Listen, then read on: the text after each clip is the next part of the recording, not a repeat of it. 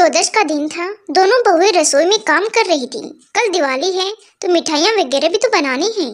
नाश्ते के लिए मठरी और नमक पारे भी बनाने थे। दोनों बहुएं सबको खाना खिलाने के बाद बस अब यही काम कर रही थी।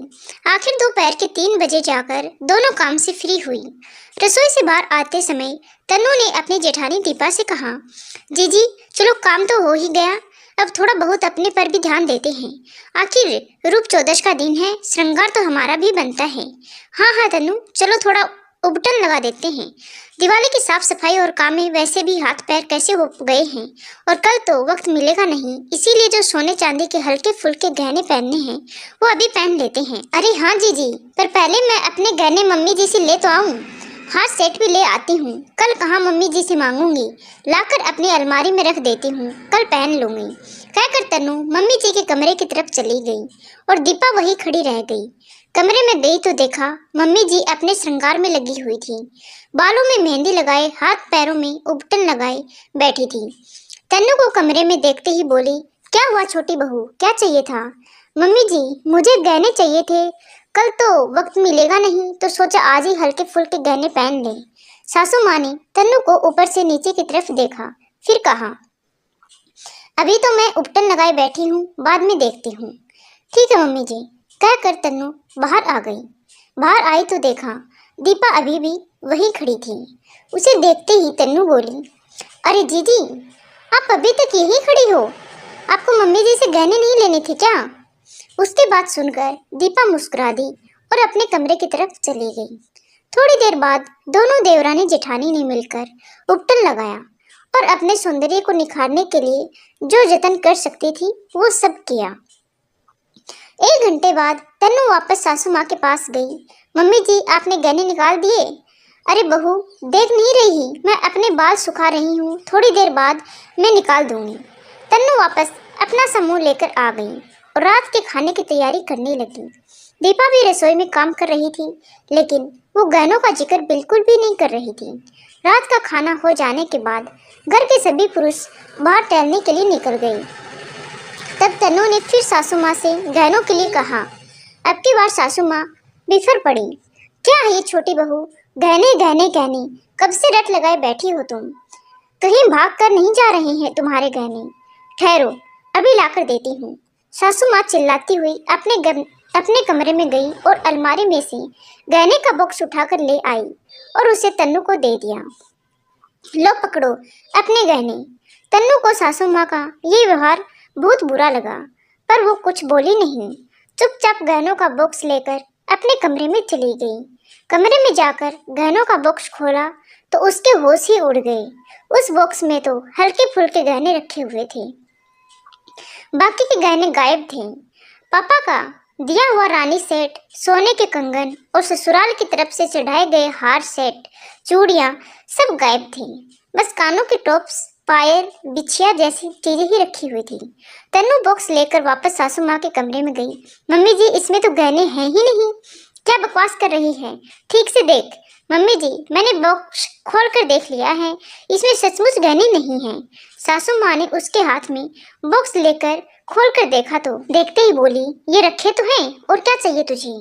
पर इसमें पूरे गहने नहीं हैं, इसमें रानी सेट, सोने के कंगन और आप लोगों की तरफ से चढ़ाए हुए गहने नहीं हैं। जो गहने हमने चढ़ाए थे वो तो मेरे गहने थे, तो मैंने उसे अपने पास ही रख लिया। और रही बात तेरे रानी सेट और सोने के कंगन की, तो याद कर जब तू शादी होकर आई थी और 5 महीने बाद तेरा अपेंडिक्स का ऑपरेशन कराना पड़ा था, तो उसमें कितना खर्चा हुआ था? सारा खर्चा हमने किया था, इसलिए वो गहने मैंने रख लिए। तेरे माँ बाप ने तो अपनी बीमार बेटी दी थी हमारा खर्चा कराने के लिए। सासू माँ की बातें सुनकर तन्नू के होश उड़ गए।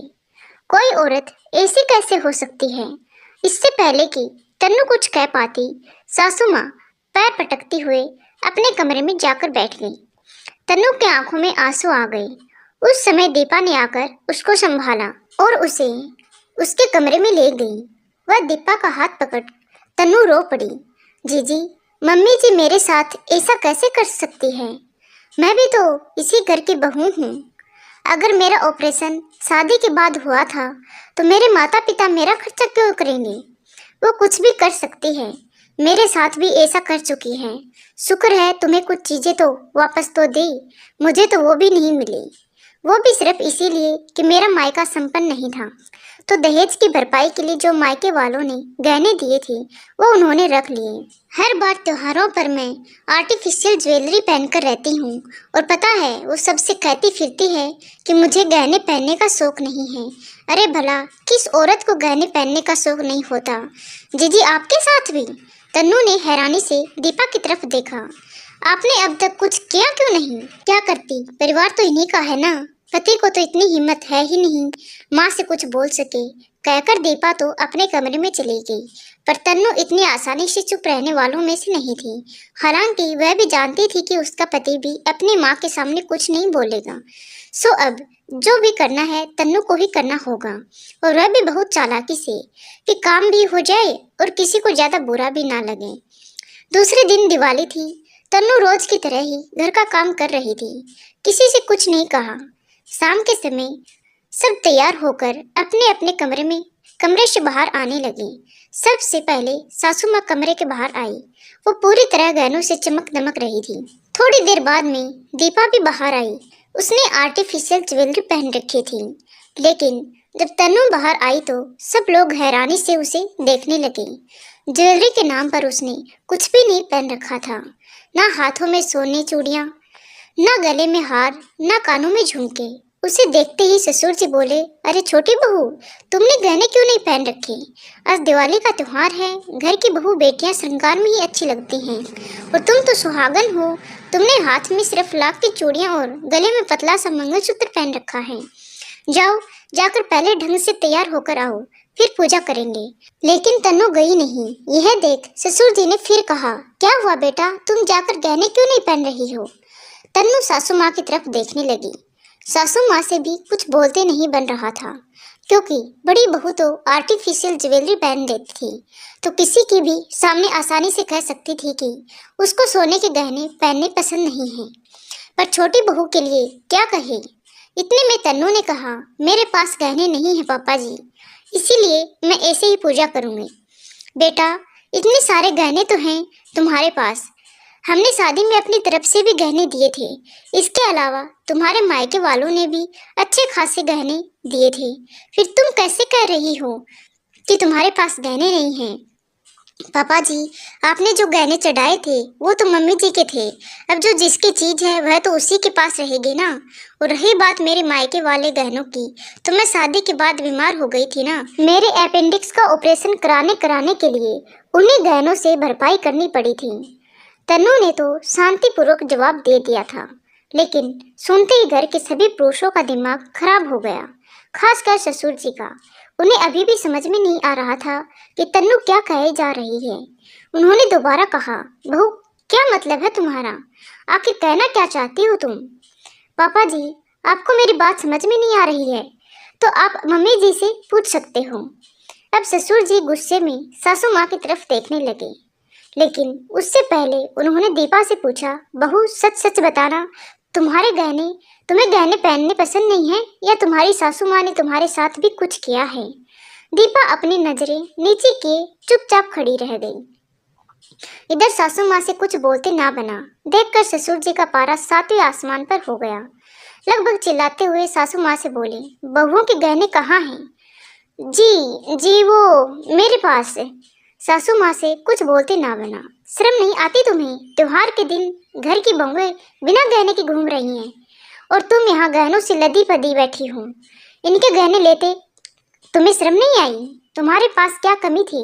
तुम्हारे घर की बहुएं जितनी बार बीमार पड़ेंगी उसकी भरपाई क्या तुम उनके गहनों से करोगी?